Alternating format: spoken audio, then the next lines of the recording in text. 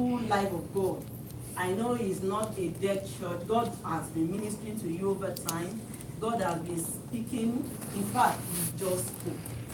When I was there, I was just, thinking maybe I should just consult one of my, archives where God has given me so much of inspiration in my quiet place or places. Maybe somebody says that if you want to be somebody relevant, you want to, stay in this world, and you want to stay war free, in quotes, war free, is either you must be a man of the secret.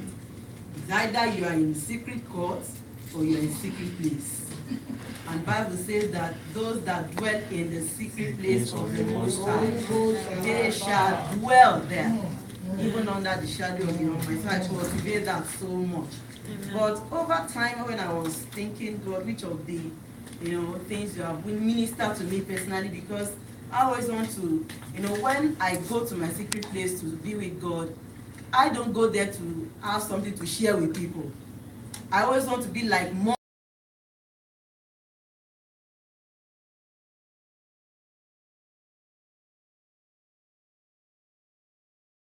table before David, and it was an overflowing kind of table. They will prepare the table, and sometimes you will not see mommy eating, and sometimes the children, has mommy been fed? Is mommy fasting? Or is mommy going on diet? You don't see mommy come on table sometimes to eat. That happens in a story I heard sometimes back. A child was just watching the mother. Mommy don't sit with us to eat. What is happening?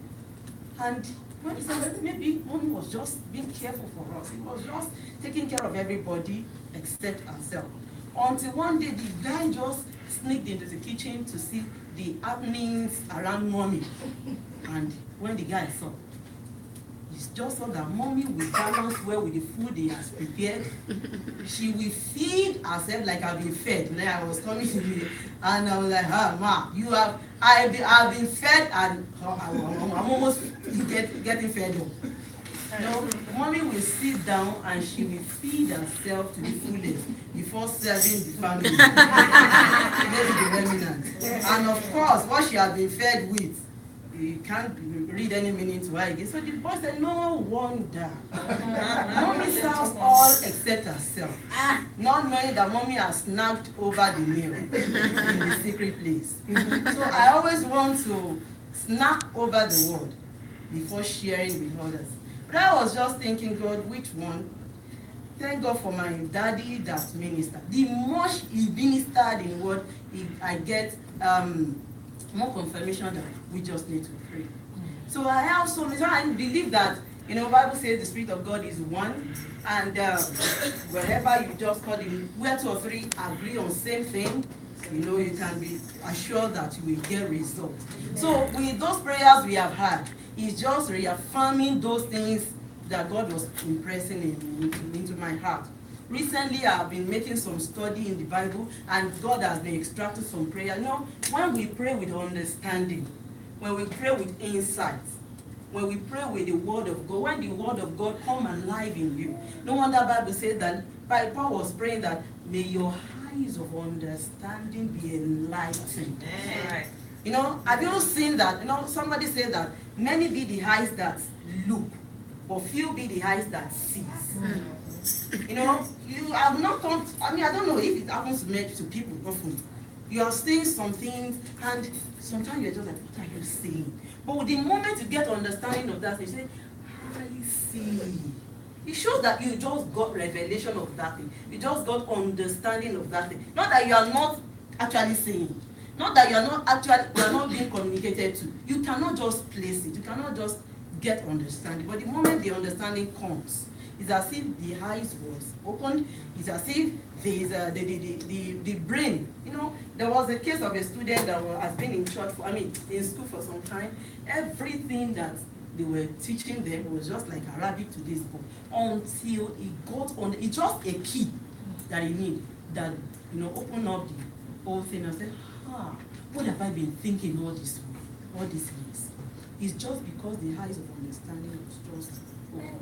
So I was just, as we were praying, I was having a reflection those things God was, ministering to me. And then I was praying it for myself, praying it for my generation, my dynasty, and to as many that are connected to me in one way or the other. But I think God will make us to have privilege to share all this tonight. Because those of us that are here today, I want to believe it's not a coincidence. Amen. It's not an accident. Amen. It was divinely orchestrated by God. And there is no way you can be the same like others that are not. Amen. It might not be their fault, but because it has been ordained by God that your case must just be different. Amen. It has been ordained by God that your matter must just be resolved. It has been ordained that this seed of prayer you are sowing today, even when you are helpless, even when you are, I don't know if it doesn't happen to you. Sometimes you want to pray. Sometimes you are in some situations. Sometimes you are at a crossroad. Sometimes you are just burdened. And you cannot just find an expression. You cannot just find a word to say to God. And you just there. You just say, Sometimes you just say, help me. But the prayer you have sown in the past, Bible says those that sow in tears will reap in joy. So those prayers you have sown in the past will just be coming up. Sometimes the Holy Spirit is welling up inside of you, interceding for you with groanings that can't be uttered. You are just groaning. And the Spirit of God is growing with you, but you are communicating with God. Yeah. So if you are alive tonight, I want you to just, be prepared to pray. And prepare to pray with your heart. Like our daddy said that you want to drop something before God, leave it there. That took me years to do. God has to take me from the level of worry to the level of worryless. Because sometimes when I read the Bible, I'll be thinking in Matthew 28, when he said we should not think of, those basic things. In the hierarchical structure that Maslow in management, I think that's my profession anyway. Maslow hierarchical structure of needs. Security, shelter, and all that are there. Once they are met, you see men, especially our daddies, men, their ego is, encouraged, is reinforced.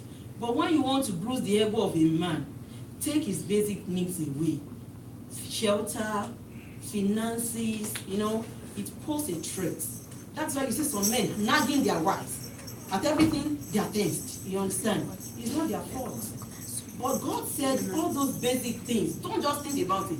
In our own language, apology to those that are not Yoruba, I just translate it. I said, God, what are you trying to tell me? You want to turn me to somebody that is not thinking. Allah in your own. How possible can that be? When my name, you see, bills are staring you in the face, and God is saying, leave that for me. Say, how can that be? But how? I was flying this morning, and as I was seated in the plane, I had a whisper in my spirit. God said, and you are seated comfortably in this plane. I said, yes. How sure are you about that pilot? I said, even if you are sure he's an expert and is skilled, how sure are you about his mental reasoning? How sure are you about his well-being, emotional well-being? Somebody that is not emotionally balanced and is behind the wheel, or is a pilot driving innocent people. You never can tell the result of it. I said, Lord, I don't know. But one thing I know, Bible says, underneath are the everlasting arms. So I may not know the situations of this craft. I may not know how old it is. I may not know the situation of the pilot taking us to our destination. But one thing I know, the everlasting arms of God is the one carrying all of us, including the crew. So on this everlasting arm, I commit my soul. Amen. So if we can trust human, that can, you cannot predict what happens next to that person. How about God that created that human? So this evening, I want you to just cast all those burdens to Him. I want you to just pray with all your heart, as our daddy has said. Quickly, I want us to open our Bible to 1 Kings 17. I'm sorry for those analogies and illustrations and introductions. I will try as much as possible not to go beyond the time given to us. Father, please speak to us in the name of Jesus. As we present our petition today, Spirit of the living God, you will carry our request. and it will come to you as a sweet smelling savour. And it will be presented before you with groanings that only you can utter. And speedily answers will come. Amen. Speedily testimony will follow. Amen. In the name of Jesus. Amen. In Jesus' name we pray. Amen. 1 Kings 17. I want us to, for me, I like to take God by his word. I like to, pray with God's word. I like to take some examples in the word of God to pray. I see that working so much. Sorry. I see that working so much and fast. Faster than using my brain. 1 Kings 17. Such a long verse, but I'm going to be extracting some prayer points and some understanding that of God. 17 verse. Let's start from verse 1. And Elijah the Tishbite of the inhabitants of Gilead said to Ahab, as the God of Israel lives, before whom I stand, there shall not be rain, dew, nor rain these years, except by my word. Verse 2. Then the word of the Lord came to him, saying, get away from here, turn eastward, and hide by the brook Cherish, which flows into Jordan. Let's stop there for now. The first thing God opened my eyes there to see is there is no rain, no dew. Elisha said, there will be no rain, there will be no dew. And I was like, I read that through, and God was trying to bring me back, making me to focus on rain and dew. Rain and dew. Now, rain, that means dew stands for freshness. Dew stands for, color, adding color. When you in my local place, way back at home, I remember when my mommies want to preserve things like vegetables for the next day or more. Just put, all it needs to do is just put it in a tray, put it on a shelf outside over the night. The thing will not wither. Just preserve to bring freshness and retain color. And it dawned on me that a lot of us, being a Christian notwithstanding, because some of us lack understanding, we struggle, we labor like others. So we look older, we look so stressed, we look without color, we don't have, we are just like Isaiah 53, that has no comeliness, that has no attraction. That one, they were describing the kind of, nature and physique Jesus was bearing when he was going to the cross. A lot of us, we struggle with labor. Leaving the fact that God said you should come to him, those that labor. I recently discovered that laboring is different from working. God did not say, come to me, all those that works. Because he actually wants us to work. And hard work is different from smart work. A lot of us are hard working, but had no results. A lot of us are exerting energy. We are not working under the grace. Grace is different from work. If you want to describe work in a later language, like children in school, what is work? Is the ability to, what is the energy? Is the energy and grace? Is the energy to work? Ability to work. But when you define grace, grace is opposite. When you are not even able, it just takes you above your ability. People look at you as you are bouncing up without much effort. They say, what is discipline? It's grace. And a lot of us, we don't have this, maybe because we don't know we have the opportunity to access it. So a lot of us are not without color. Some things are happening to our life that is taking away color from our lives. Some things are happening to our life that is taking freshness away from our life. All because there is no dew. Somebody will ask for dew of calm on this day. Somebody will ask for dew from heaven. Amen. And the Lord will rain it upon you. Amen. Rain stands for increase. The moment there is no rain, there is no increase on any seed sown. No wonder some people will plant seed, and in the farming or farmer's terms, he said the seed get burnt because there's nothing to wet it to give it the ability to germinate and to increase in size and portion. And in so many lives, you are so much pouring. You are pouring ability, pouring strength, pouring, effort, even in our marriages. You see, so the thing is just one-sided, and you are struggling, you are enduring, so that they will not say, my own is too much, so that they will not say, I'm not patient enough, so that they will not say this, so that you are just losing strength, you are losing emotional balance. Maybe because there is no rain. This evening, the God of heaven that controls time and season, the God of heaven that creates rain, and is made it to serve a purpose. As his children cry to heaven, he will flung open the windows of heaven. He will tear heavens apart. Send down rain upon you. I want just close your eyes, raise your hands up to the head, and say, Father of heaven. Father of heaven. My own Father. My own Father. Controls time and season. You want to control time and season? Let there be dew of heaven upon my life. Let there be dew of heaven upon my life. Let there be poured down of rain. In the name of Jesus. Rain of favor. Rain. Let it rain on this. Let there be in the mighty name of Jesus. Let there be downpour of rain in the name of Jesus. Remoko shata kayandele bosha.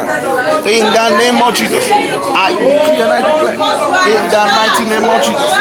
Let there be downpour of rain in the mighty name of Jesus. Mendolo bosha. Yaseke bosha. Ikeremosu kataya. In the name of Jesus.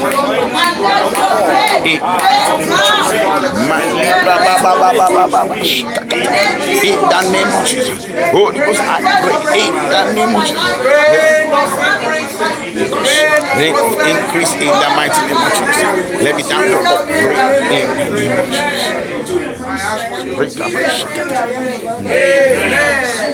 We are praying, but we can do better. Amen. Can we just have our seat again? Now, another thing I want us to consider.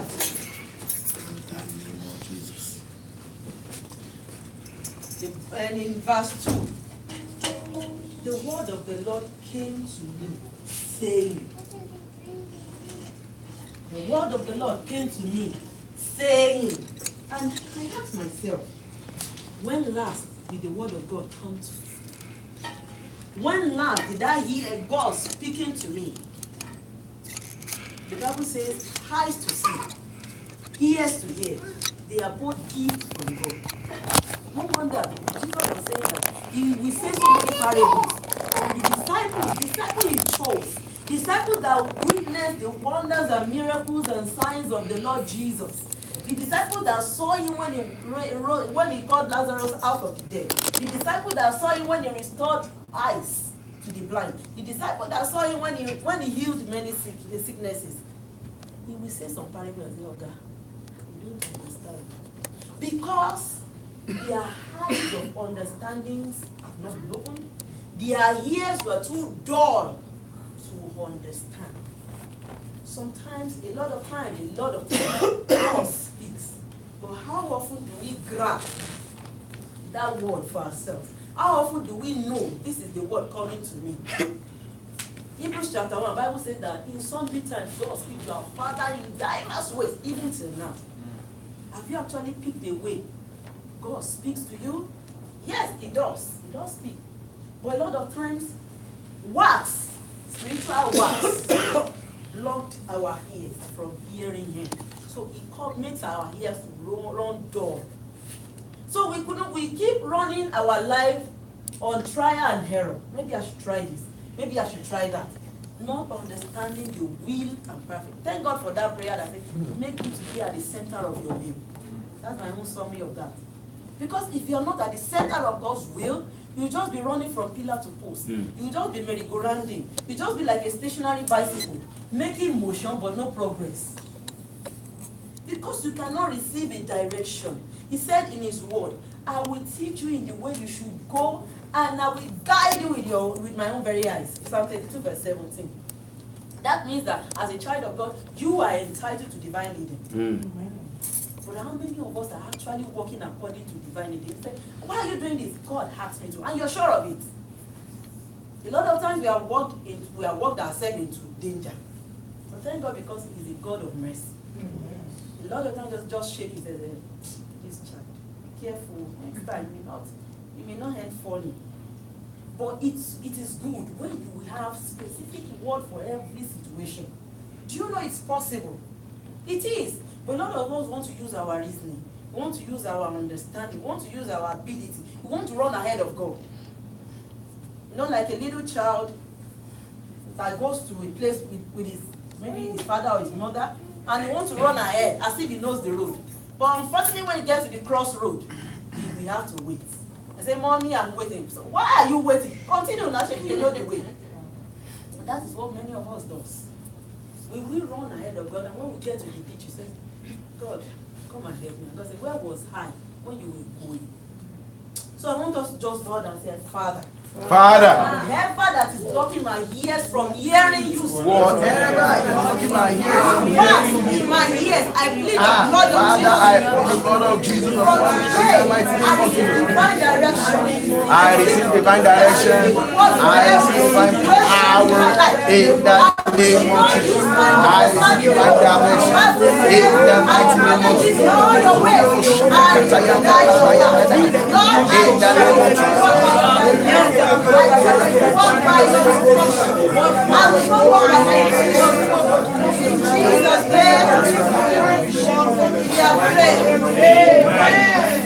You from now hear the word of God in an instant, share and steal. Every matter in the name of Jesus. Verse 3.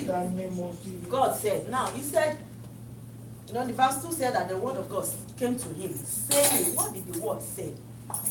That is, it was a specific thing. And that was the divine direction the man needed. Yes, God knew that the word, the utterance that came from the mouth of Elisha at that time, he was going to affect Elisha himself. Or is it Elijah? Elijah. He was going to affect him. Talk about his feeding, his shelter. In fact, it's going to affect his ministry. Because when your church members are hungry, and you come and say, oh yeah, pray that convert will come. Which convert? Well, me, I'm hungry. Oh, sorry, in our usual they said, you are hungry, and a soap vendor is walking outside. When you have not washed your inner whatever, how will you wash your outer one? Or a big pan, or not shaking. That about fun, I should pay for it. Is somebody getting it? Sorry, for those of you that doesn't understand, but then God knew that the needs of this man need to be met, notwithstanding the situation. So God told him, get away from here. No. Turn this way. That is the instruction. That is how we can enjoy God. When you are going on the highway and God saw that there's going to be a delay over there, there's going to be an adversary that will challenge you over there, there's going to be a situation that will be beyond your power. You just say, no, move this way. And you're like, God, what are you trying to say? Just move. Just challenging you, pushing you.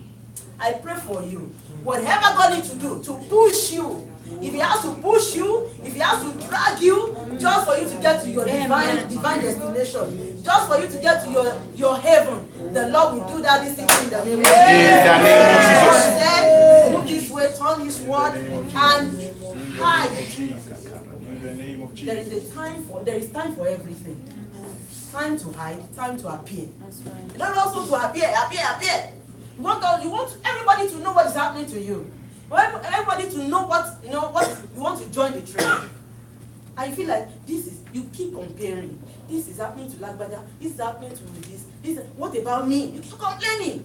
Some of us, we have become chairman of complaint commission. We complain before God at every point, every opportunity we need to pray. God, what about me? And you know this, you keep reporting people. You don't report your problem, you report people.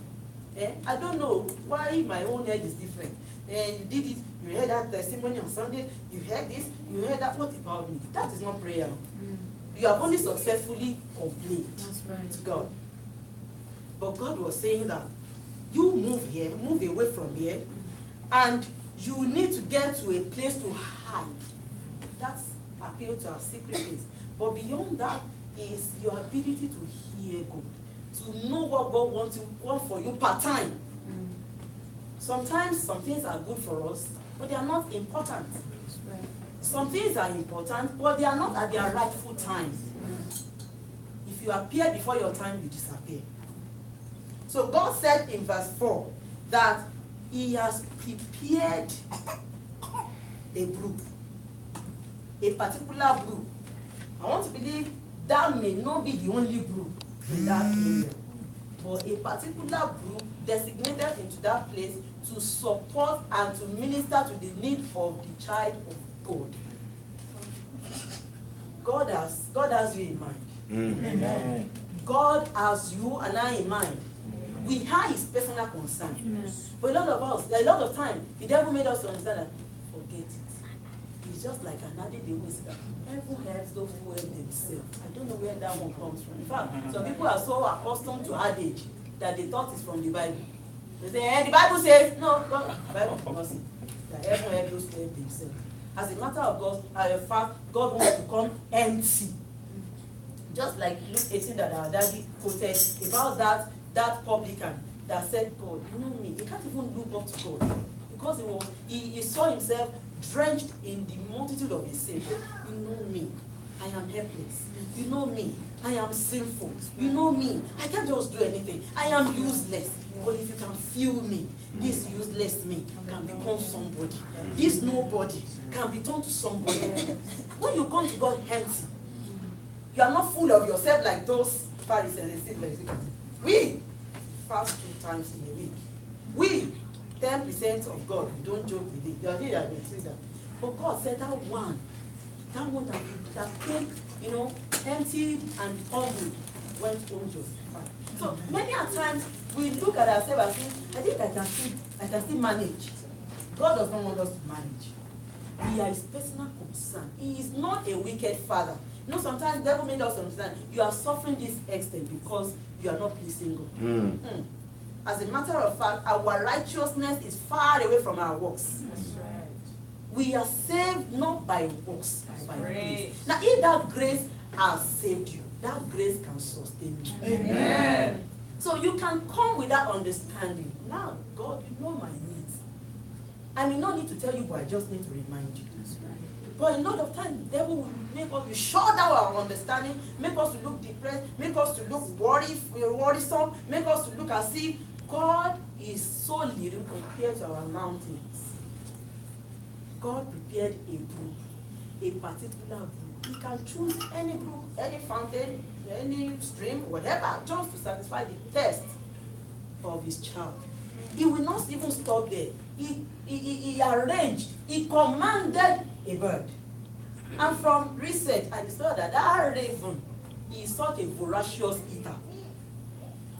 Why will God use a creature that is contradictory to a message to deliver a message? This raven can eat a lot, but yet God commissioned him to deliver food.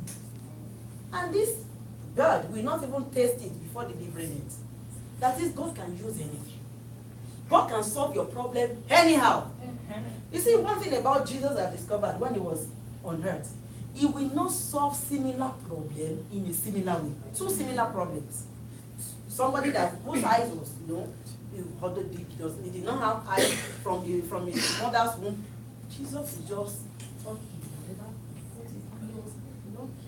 He had his side back. Somebody that has similar problem, Jesus just said, your faith, just touch, or sometimes just word, send a word.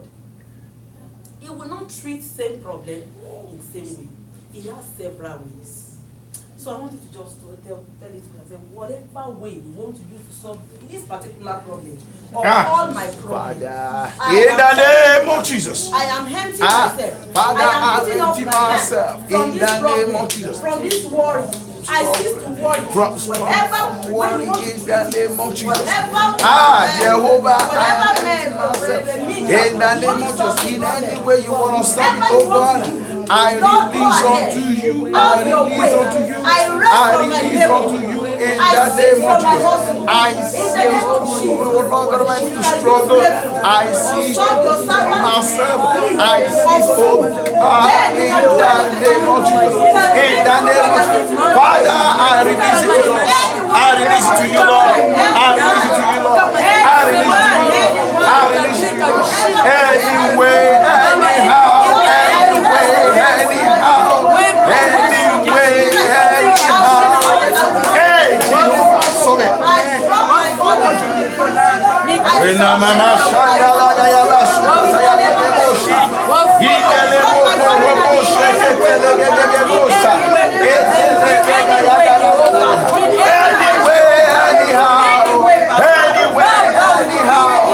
I release unto you, Lord Jesus. In the name of Jesus. Verse 4. And it will be that you shall drink from that brook. I have commanded the raven to feed you. What I also understand from that place, Elijah wouldn't have known there is an existence of any group somewhere, all grouped by chariots. He might have not even encountered that place before. Unlike these days that we use Google Maps. But God directed him, yes. But God has to open his eyes to know that a brook has been prepared for him.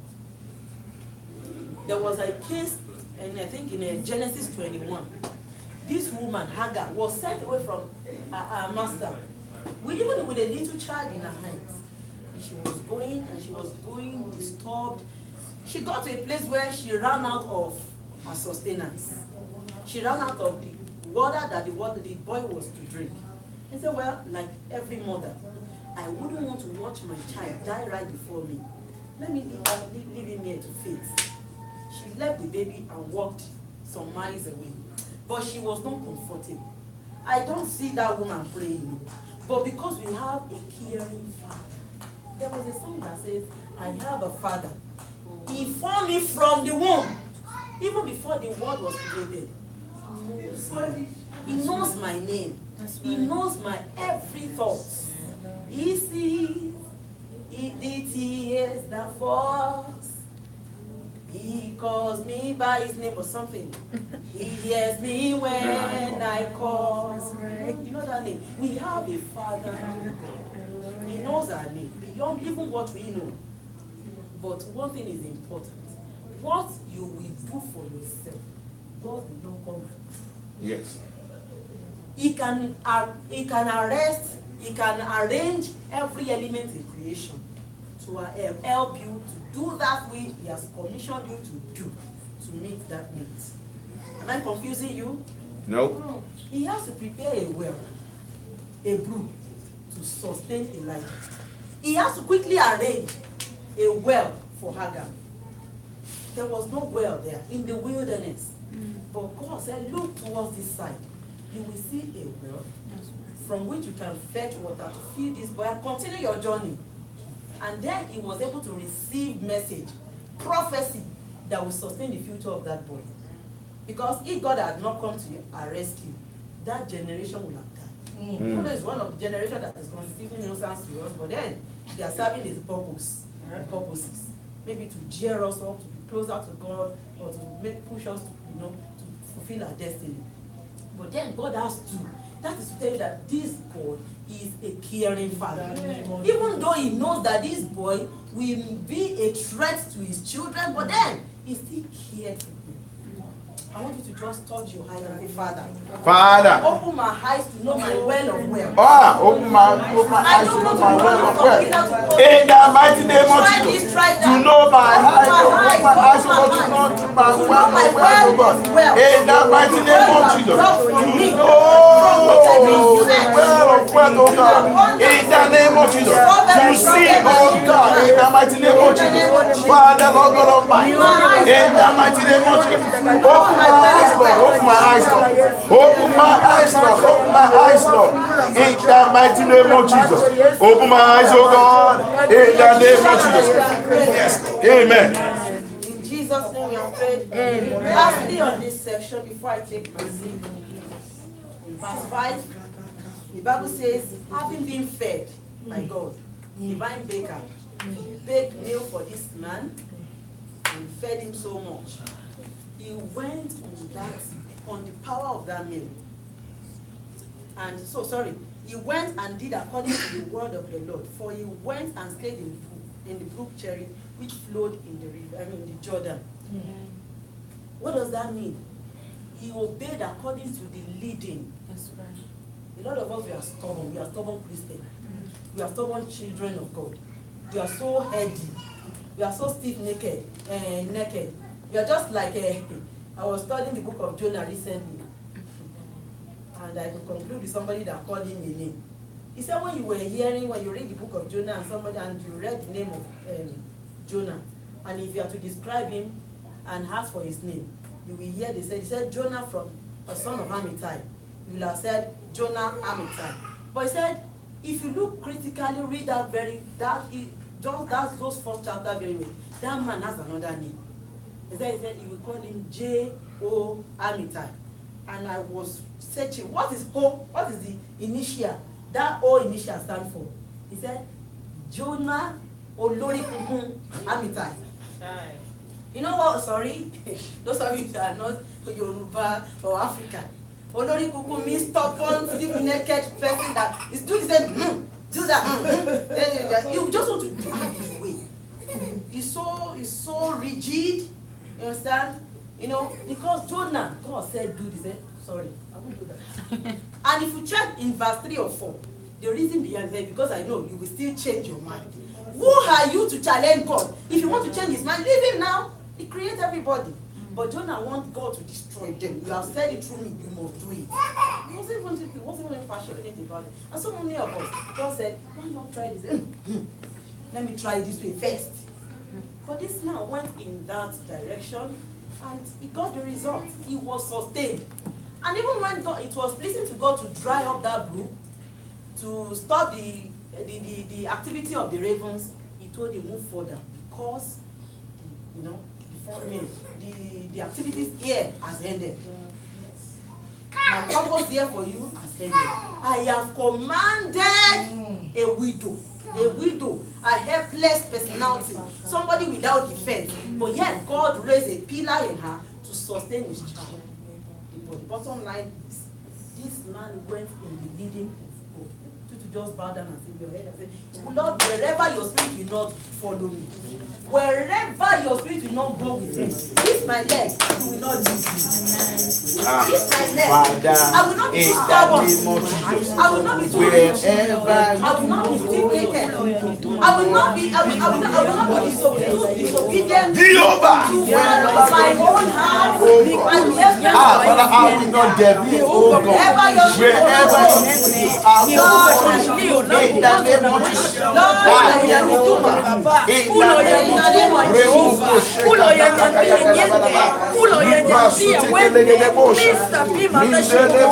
katika jina la Yesu. Wafwako mtakatifu, sima na kizazi cha Yuda, wafwako kule